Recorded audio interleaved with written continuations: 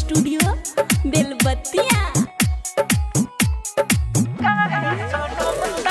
Music by DJ Umesh Shukipur Bazar.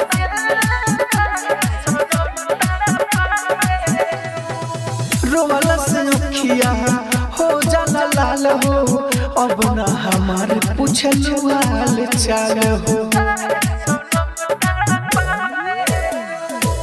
रोवाला से अखिया हो जाला लाल हो, अब ना हमारे पूछल हाल चाल हो।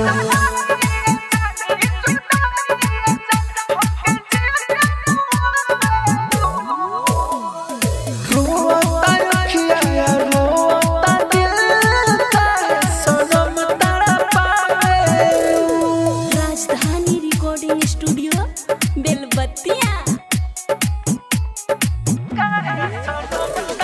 Music by DJ Umesh Shukipur Bazar.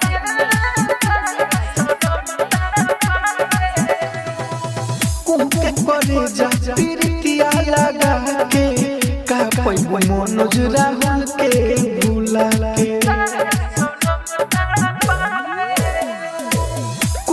करे जा प्रीतिया लगा के का पैबो मनोज राहुल के भूला के।